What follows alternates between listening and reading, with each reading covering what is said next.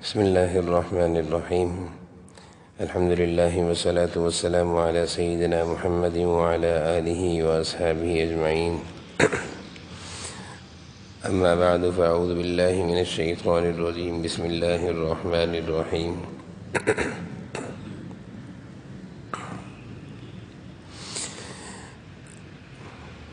يا أيها الذين آمنوا قوا أنفسكم وأهليكم نارا وقودها الناس والحجارة عليها ملائكة غلاظ شداد لا يعصون الله ما أمرهم ويفعلون ما يؤمرون. صدق الله العظيم. اللهم صل على سيدنا ومولانا محمد وعلى آل سيدنا ومولانا محمد وبارك وسلم. اللهم صل على سيدنا ومولانا محمد وعلى آل سيدنا ومولانا محمد وبارك وسلم. میرے قابل احترام بزرگوں اور عزیز بھائیوں، ہر شخص کی یہ خواہش ہوتی ہے کہ اپنی زندگی میں اپنی اولاد کو اچھی سے اچھی چیزیں دی جائیں. اپنی اولاد کے لیے ہر شخص چاہتا ہے بہتر سے بہتر چیزیں، رہنے کے لیے بہترین سا مکان، پہننے اوڑھنے کے لیے بہترین سا لباس، کھانے پینے کے لیے بہترین سے کھانے، اور روزگار اور کاروبار کے لیے بہترین سا کاروبار اپنی زندگی میں اپنی اولاد کے لیے کر جاؤں. یہ ہر شخص چاہتا ہے اور یہ انسانی زندگی کا تقاضا بھی ہے. اس کو ہم فطری تقاضا بھی کہہ سکتے ہیں کہ جس کو اللہ تعالیٰ نے بیوی بچے دیے ہوتے ہیں، اس کے اندر یہ خواہش، یہ تقاضا بھی ہوتا ہے. جب تک انسان اکیلا ہوتا ہے تو وہ کہتا ہے میں تو کیسا بھی کھا لوں، پہن لوں، کبھی بھوکا رہ لوں، کہیں بھی سو جاؤں. اکیلا آدمی اپنے اوپر تکلیفیں سہ لیتا ہے اور مشقت کی زندگی بھی گزار لیتا ہے. وہ کہتا ہے میرے لیے مشقت برداشت کرنا بھی آسان ہے. لیکن جب اللہ تعالیٰ نے ایک عجیب رشتہ رکھا ہے بیوی بچوں کا کہ جب انسان کے ساتھ اس کے گھر والے جڑتے ہیں تو وہ دلی طور پر کمزور بھی ہو جاتا ہے.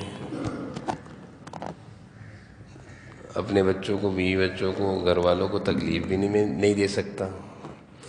یعنی بچے اگر بیمار ہو جائیں تو وہ پریشان ہو جاتا ہے، لے کر بھاگتا ہے. یہ بھی اللہ تعالیٰ نے دل میں رکھا ہے. اگر دل میں سختی ہو اور یہ چیز نہ آئے تو بچوں کو بیماری میں کون لے کر بھاگے گا؟ یہ اللہ تعالیٰ نے محبت رکھی ہے، اولاد کی محبت والدین کے دلوں میں. یہ فطری محبت ہے اور یہ کوئی بری چیز بھی نہیں ہے. یہ اولاد کا حق بھی ہے. جس طرح والدین کے بہت زیادہ حقوق ہیں، ایک نہیں کئی حقوق ہیں جو اولاد سے متعلق ہیں، جن میں والدین کی خدمت ہے، والدین کا ادب ہے، ان کی راحت ہے، ان کا آرام ہے، ان کو تکلیف سے بچانا ہے. اسی طرح ہماری شریعت نے، ہمارے دین نے والدین پر بھی اولاد کے حقوق رکھے ہیں. ان کی پرورش کرنا، ان کی تربیت کرنا، ان کی اچھی تعلیم کی فکر کرنا، ان کے کھانے رہنے سہنے کی فکر کرنا. اور پھر اللہ تعالیٰ نے والدین کے دل میں محبت بھی ڈال دی ہے.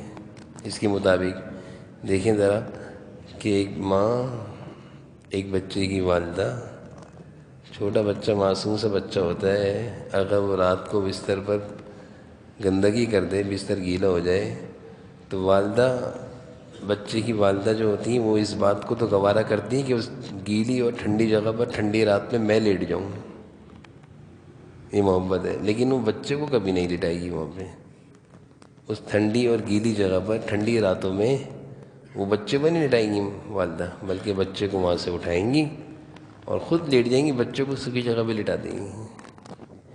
تو یہ اللہ تعالیٰ نے والدین کے دل میں قدرتی محبت رکھی ہے، اور جیسے میں نے عرض کیا کہ والدین پر اولاد کا حق ہے۔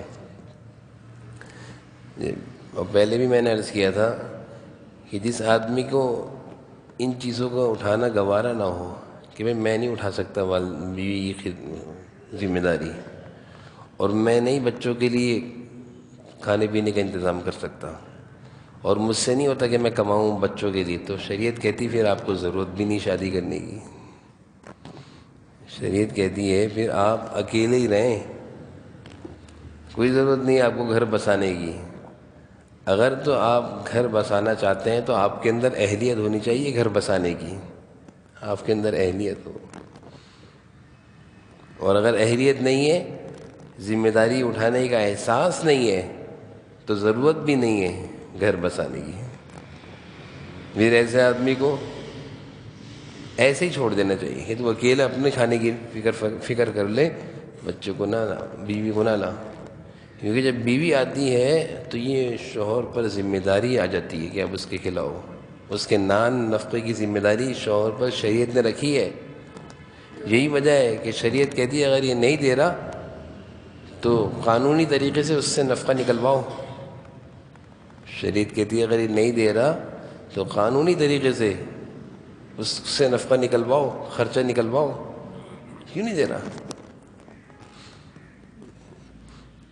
تو اللہ تعالیٰ نے والدین کے دلوں میں اولاد کے لیے محبت بھی رکھی ہے اور حق بھی رکھا ہے۔ اسی محبت کا نتیجہ ہے کہ والدین کوشش کرتے ہیں کہ میں اپنی زندگی میں اپنی اولاد کے لیے کچھ اچھا کر جاؤں، کچھ اچھا کر جاؤں۔ ہر شخص چاہتا ہے، اس کی کوشش ہوتی ہے یار ہم نے تو جیسی تیسی زندگی گزار لی، بچے تکلیفیں نہ دیکھیں۔ یہ الفاظ ہیں والدین کے، ہوتے ہیں بڑے یعنی درد بھرے الفاظ ہوتے ہیں کہ ہم نے زندگی میں بہت محنت کری، بہت تکلیفیں اٹھائیں، ہم چاہتے ہیں بچے تکلیفیں نہ اٹھائیں۔ یہ ہر والدین کے الفاظ ہوتے ہیں۔ تو پھر وہ اس کے مطابق اپنی اولاد کے لیے انتظامات کرتے ہیں، کاروبار جماتے ہیں، گھر اپنا کرتے ہیں، تاکہ گھر بھی اپنا ہو، کام کاروبار بھی اپنا ہو، بچوں کو کسی طرح کی پریشانی نہ ہو۔ اور آج کے دور میں دیکھیں عجیب بات دیکھنے کو ملتی ہے کہ آج تک کے والدین جو 40 50 60 کو پہنچ چکے ہیں، انہوں نے اپنی اولاد کے لیے جو کر لیا ہے، جو محنت اسے کیا ہے، اب جو نسل آ رہی ہے نہیں لگتا کہ یہ کچھ کر سکے گی۔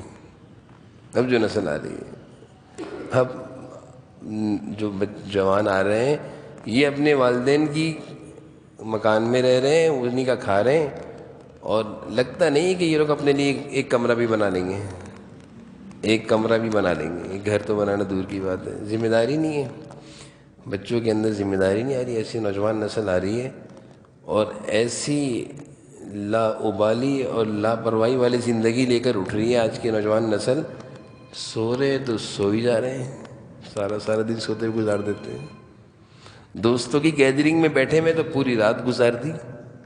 بھائی نوجوان، تیری زندگی کا ایک ایک لمحہ قیمتی ہے، تیرے بڑوں نے جو تیرے لیے کر دیا، تو بھی تو اپنے چھوٹوں کے لیے کچھ کر۔ نہیں، کوئی فکر نہیں۔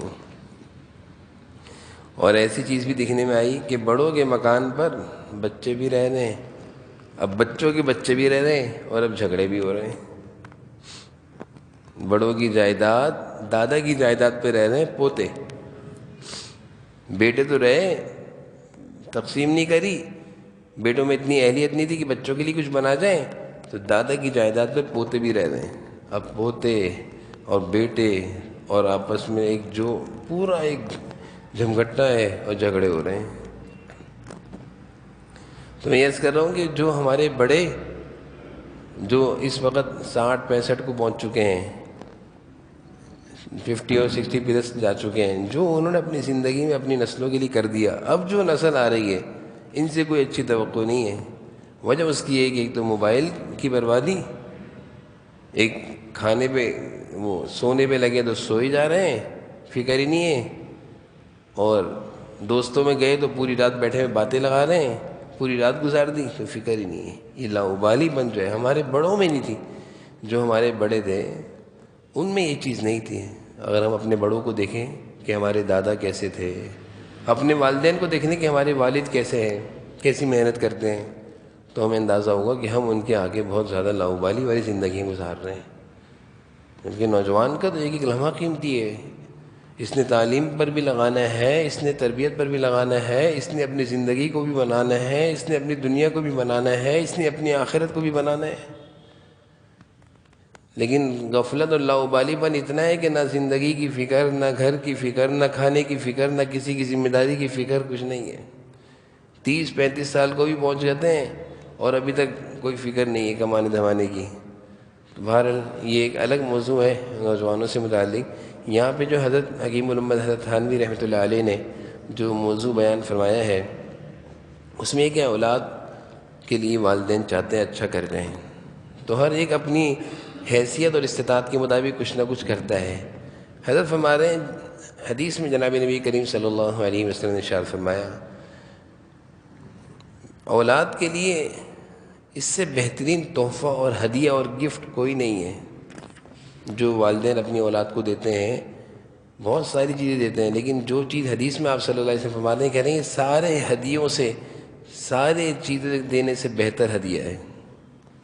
اب فرما رہے ہیں بہترین تربیت ہے، بہترین تربیت ہے۔ ایک حدیث میں ہے بہترین اچھا نام رکھ دینا ہے، ایک حدیث میں ہے بہترین اور اچھی تربیت، ایک حدیث میں ہے کہ بہترین علم، بہترین تحفہ علم دین دے دینا، دینی تعلیم۔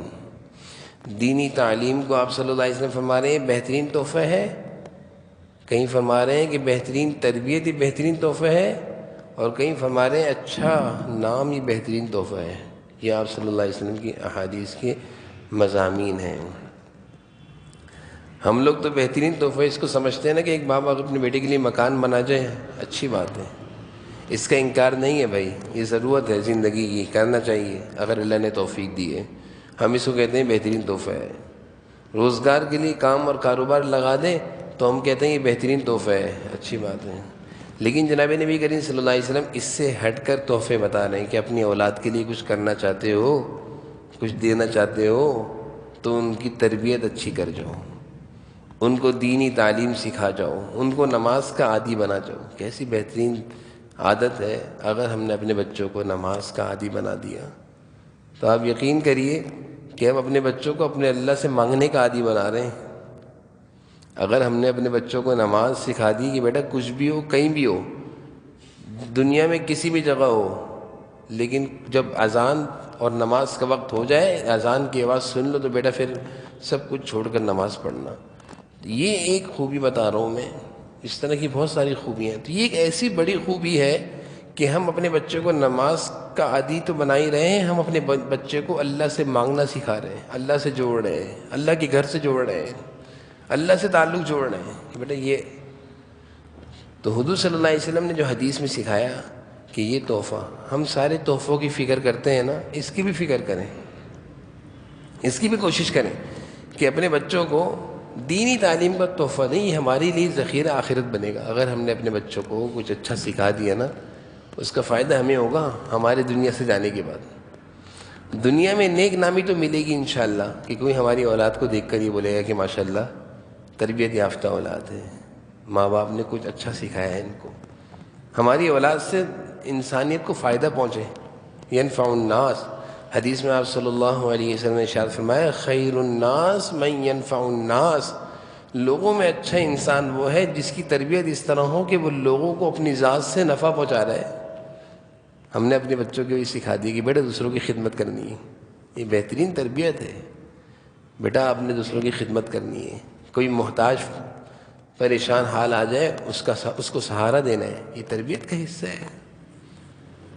آپ صلی اللہ علیہ وسلم فرما رہے ہیں لوگوں میں خیر الناس، سب سے بہتر انسان تم نے اپنے بیٹے کو بنا دیا اگر تم نے اپنے بیٹے کو یہ سکھا دیا، خیر الناس من ينفع الناس، جو لوگوں کی نفع کی فکر کرے، فائدہ پہنچانے کی۔ تو اپنی اولاد کی تربیت میں اس چیز کو شامل کرنا ہے۔ میں عرض کر رہا تھا اس کا فائدہ ہمیں ہوگا، دنیا کی نیک نامی تو ملے گی، لیکن ہم جب دنیا سے چلے جائیں گے تو ہمارے لیے کوئی ہوگا، ہمیں کچھ ذخیرہ، ہم اچھا تحفہ دے کر جائیں گے نا۔ میں عرض کر رہا ہوں کہ اگر ہم اپنی اولاد کو اچھا تحفہ دے کر جائیں گے نا، اچھی تربیت، دینی تعلیم، اچھا نام، اچھی پرورش، تو یہ پھر ہمارے جانے کے بعد دنیا سے یہ بھی ہمیں اچھے اچھے تحفے بھیجے گی۔ وہ تحفے کیا ہیں؟ پیسہ تھوڑی جائے گی، قبر میں پیسہ نہیں پہنچے گا، روٹی نہیں پہنچے گی ابا کے لیے، روٹی سالن نہیں، قبر میں تو یہ اولاد ابا کو یاد کر کے دنیا میں کچھ تلاوت کرے گی، پہنچ جائے گی۔ جیسے کہ حدیث شریف میں آتا ہے، عجیب حدیث ہے، آپ صلی اللہ علیہ وسلم نے ارشاد فرمایا، ہمارے حضرت مفتی عبدالرؤف سکروی صاحب دامت برکاتہم فرماتے ہیں کہ تم اگر چاہتے ہو کہ تم اپنی اولاد اپنے والدین کے لیے روزانہ، معمولی عمل نہیں ہے، روزانہ اگر تم چاہتے ہو کہ اپنے والدین کے لیے 12 قرآن پڑھ کر بھیجو، 4 قرآن پڑھ کر بھیجو۔ عجیب حدیث ہے کہ اگر اپنے والدین کو روزانہ 4 قرآن پڑھ کر بھیجنا چاہتے ہو تو صبح 12 مرتبہ سورہ اخلاص پڑھ لیا کرو۔ صبح کے وقت 12 مرتبہ سورہ اخلاص پڑھنے کا کیا فائدہ ہے؟ حدیث میں لکھا ہوا ہے، حدیث میں آتا ہے کہ 12 مرتبہ سورہ اخلاص پڑھ کر ایصال ثواب کرنے کا فائدہ 12 قرآن ہے، 4 قرآن ہیں۔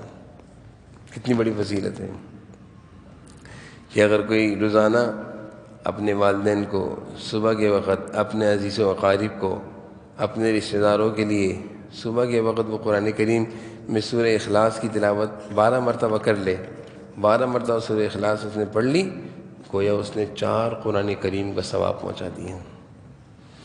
اور ایک حدیث میں آتا ہے، اب اگر کوئی 12 مرتبہ پڑھتا ہے تو 4 قرآن، اور اخلاص، سورہ اخلاص بہت چھوٹی، قل هو اللہ احد، 24 مرتبہ پڑھ لے تو 8 قرآن۔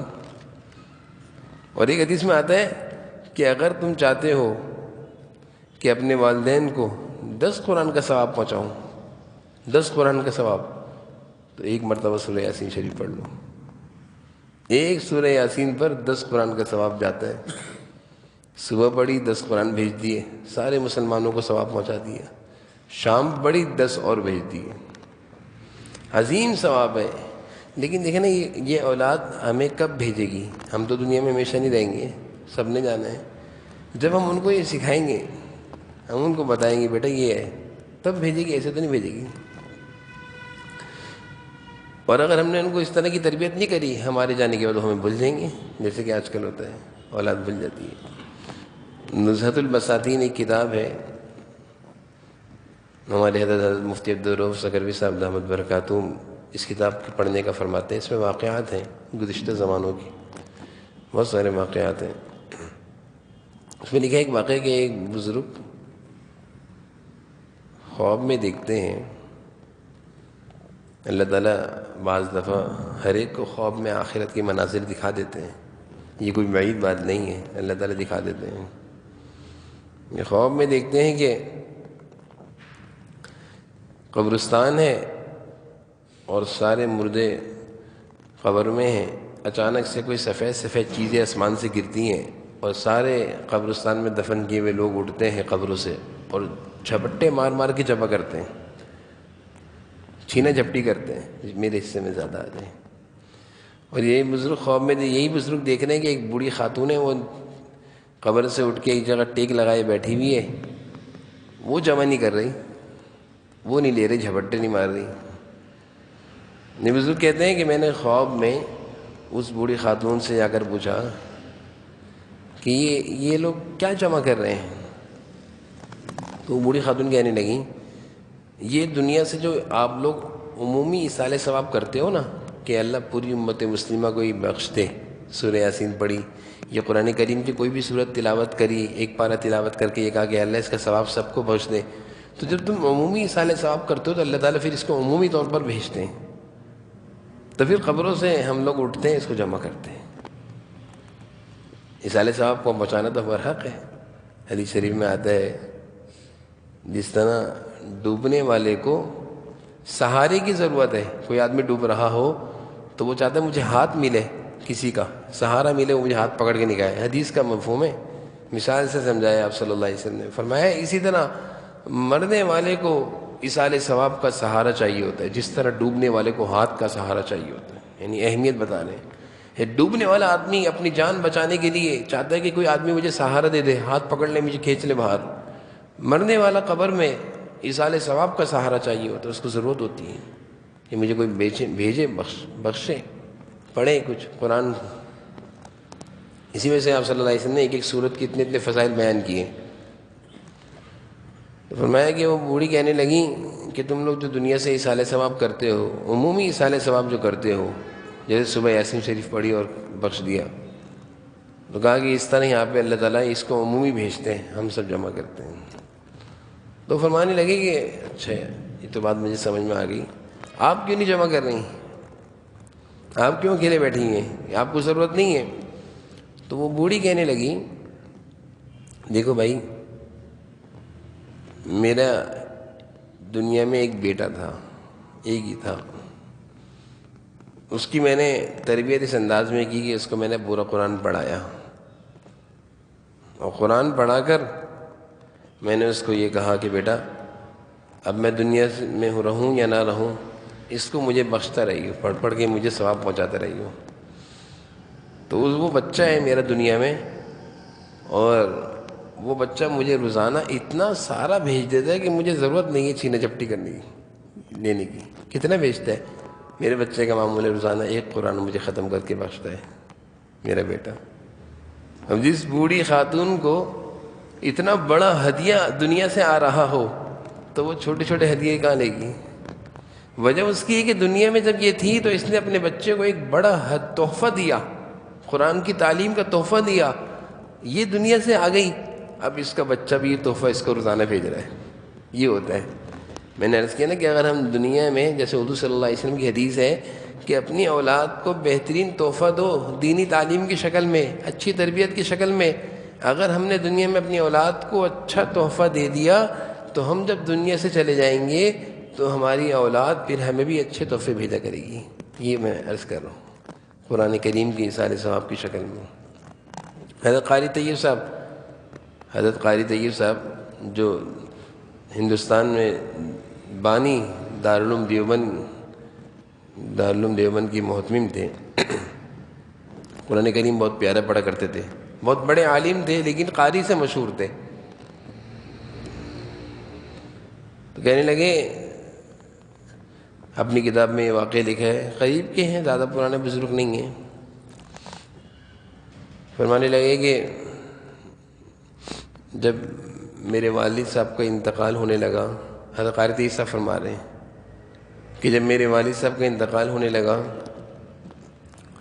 تو میرے والد صاحب نے مجھے اپنے پاس بلایا ہے، طیب ادھر آؤ، دارالعلوم دیوبند کے محدث ہیں، بڑے عالم ہیں، طیب ادھر آؤ۔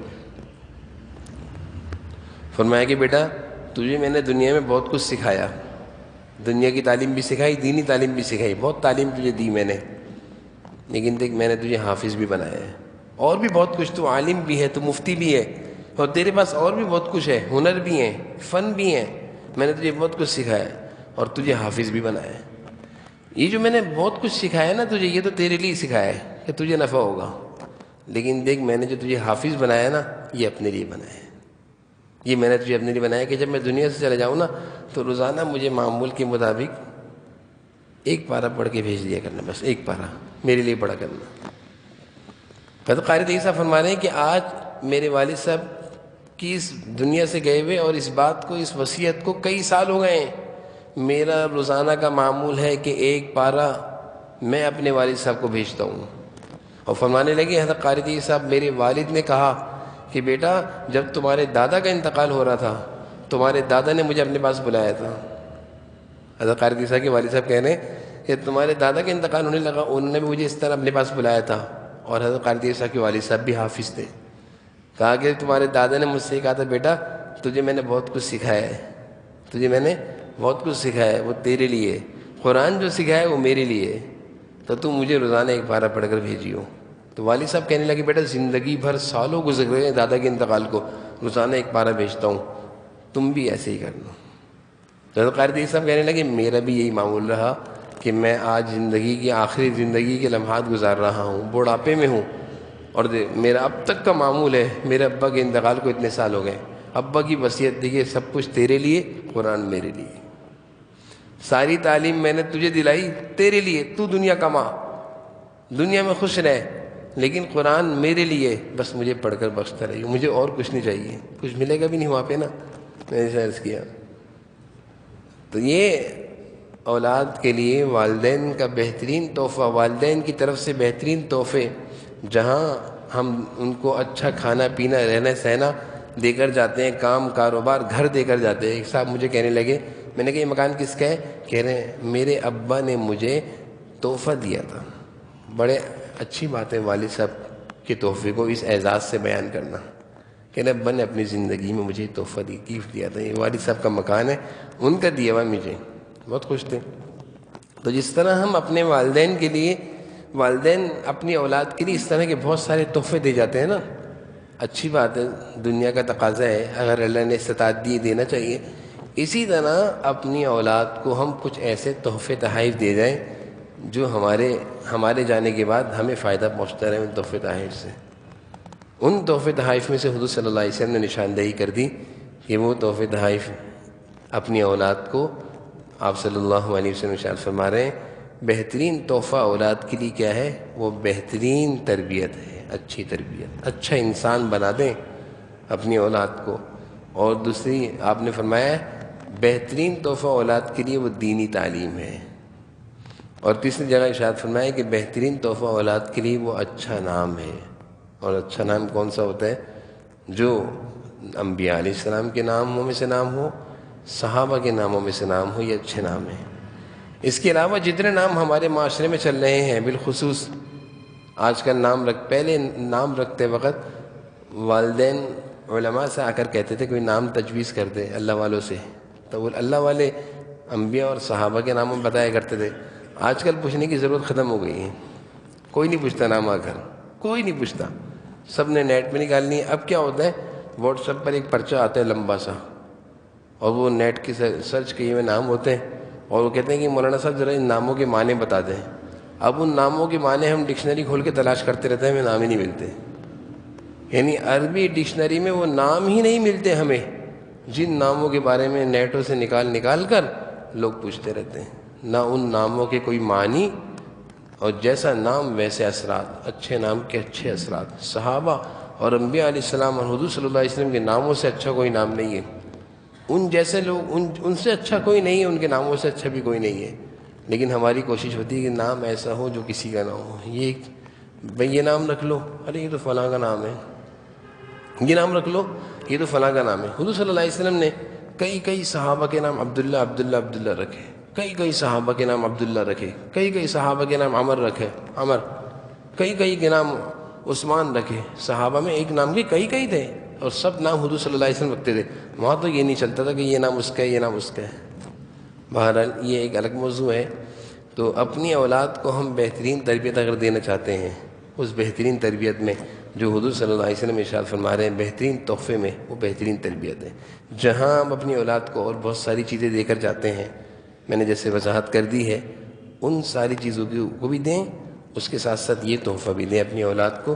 اس تحفے کا فائدہ براہ راست ہمیں ہوگا، اس تحفے کا فائدہ براہ راست ہمیں ہوگا۔ اللہ تعالیٰ معاف فرمائے، ہم نے ایسے لوگوں کو بھی دیکھا کہ ابا کا جنازہ ہو رہا ہے، مسجد سے باہر کھڑے ہوئے ہیں، میں جنازہ پڑھ لو ابا کا، کیوں نہیں آ رہے جنازے میں؟ مجھے جنازہ پڑھنا ہی نہیں آتا، نماز جنازہ ہی نہیں آتی مجھے۔ تو بیٹا باپ کا جنازہ نہیں، لیکن شریعت کا حکم یہ ہے کہ باپ کے جنازے پڑھانے کا پہلا حقدار وہ بیٹا ہے۔ امام بعد میں، امام مسجد بعد میں، شریعت کہتی ہے والد کا جنازہ اگر بیٹے کو دینی تعلیم حاصل ہے تو بیٹا پڑھائے گا، یہ شریعت کا حکم ہے۔ اس لیے علماء فرماتے ہیں جہاں بیٹا دیندار ہو اور دین کی سمجھ رکھتا ہو تو وہاں پہ علماء بیٹے کو آگے کرتے ہیں، تم پڑھو جنازہ۔ ابھی کوئی پچھلے دنوں ہماری مسجد کے ایک نوازی تھے، قریب میں رہتے تھے، یہاں پہ ماشاءاللہ آگے ہوتے تھے، اور ہماری جو جماعت تبلیغی جماعت کی تعلیم بھی اکثر ظہر کی وہی کرتے تھے، بڑی پابندی سے کرتے تھے ماشاءاللہ۔ ابھی ان کا انتقال ہوا تو ان کے بیٹے سے میں نے کہا جنازہ کون پڑھائے گا؟ تو اس نے کہا میں پڑھاؤں گا انشاءاللہ۔ مجھے اتنی خوشی ہوئی، بیٹا دنیا دار ہے لیکن ظاہری وضاقت دینی ہے، سب کچھ دینی ہے، اس نے خود جنازہ پڑھایا اپنے ابا کا۔ کتنی بڑی خوشی کی بات ہے۔ شریعت کا حکم بھی ہے کہ بیٹا اگر دینی تعلیم رکھتا ہے وہ جنازہ پڑھائے، شریعت کا حکم ہے، لیکن بیٹے کو دینی تعلیم ہے ہی نہیں، دلائی نہیں، اس نے بیٹا جنازہ کیا پڑھائے گا؟ وہ مسجد میں اندر آ کر پڑھنے کو تیار نہیں ہے، وہ کہتا ہے مجھے نماز جنازہ ہی نہیں آتی، دعائیں جنازہ ہی نہیں آتی، میں کیا پڑھوں؟ تو یہ ہماری کوتاہی ہوگی، اس میں والدین کی کوتاہی ہوگی۔ اس لیے بڑا اہم موضوع ہے اولاد کی تربیت، جو حکیم الامت تھانوی رحمۃ اللہ علیہ کی کتاب حیات المسلمین میں پچھلے کئی اتوار سے چل رہا ہے۔ اتوار کے دن ظہر کے بعد جو ہم حیات المسلمین سناتے ہیں اس میں کئی اتواروں سے چل رہا ہے۔ اللہ تعالی ہم سب کو ان ہدایات پر، حضور صلی اللہ علیہ وسلم کے ارشادات پر عمل کرنے کی توفیق نصیب فرمائے۔ وآخر دعوانا الحمد للہ رب العالمین والعاقبۃ للمتقین والصلاة والسلام علی سیدنا محمد۔ اللہم صل علی سیدنا مولانا محمد وعلی آل سیدنا یا ذا الجلال والاکرام یا الہ العالمین۔ یا اللہ ہماری اس وقت کے بیٹھنے کو اپنی بارگاہ میں قبول فرما لیجیے، جو کچھ باتیں کہیں سنی یا اللہ اس پر ہم سب کو عمل کی توفیق نصیب فرما دیجیے، دین کی سمجھ نصیب فرما دیجیے، دین کے مطابق، شریعت کے مطابق، سنتوں کے مطابق یا اللہ ہم سب کو زندگی گزارنے کی توفیق نصیب فرما، اور اپنی اولادوں کی تربیت بھی اسی طرح دین کے مطابق کرنے کی توفیق نصیب فرما۔ اللہ جہاں ہم اپنی اولاد کی دنیا کی فکر کرتے ہیں، اللہ اسی طرح ہمیں اپنی اولاد کی دینی تعلیم کی فکر بھی کرنے کی توفیق نصیب فرما۔ یا اللہ ہم سب کو دنیا آخرت کی ہر خیر نصیب فرما، ہر شر سے حفاظت فرما، بیماروں کو صحت و عافیت نصیب فرما۔ ہم میں سے، ہماری مسجد کے نمازیوں میں سے، ہمارے احباب دوستوں میں سے، ہمارے والدین میں سے، ہم میں سے جن کے گھر والے بیمار ہیں، سب کو صحت و عافیت نصیب فرما، سب کی ساری پریشانیوں کو دور فرما، سب کی زندگیوں میں سکون اور چین نصیب فرما، سب کو یا اللہ عافیت والی زندگی نصیب فرما، سب کی زندگیوں میں عمر میں برکت نصیب فرما۔ ہمارے یا اللہ ہمارے بزرگ حضرات جو ہیں یا اللہ، جو ہمارے وہ حضرات جو عمر کے آخری حصے کو پہنچ رہے ہیں، ان کی زندگیوں میں عمر میں برکت نصیب فرما۔ ہم سب کے والدین کی زندگیوں میں عمروں میں صحت میں برکت عطا فرما۔ جن کے والدین دنیا سے جا چکے ہیں یا اللہ ان کے لیے ہم سب کو خوب ایصال ثواب کے لیے اور یہاں سے دنیا سے ہدایے بھیجنے کی، تحفے بھیجنے کی توفیق نصیب فرما۔ ربنا تقبل منا انك انت السميع العليم وتب علينا انك انت التواب الرحيم۔ صلی اللہ تعالی علی النبی الکریم وعلی آلہ وسلم۔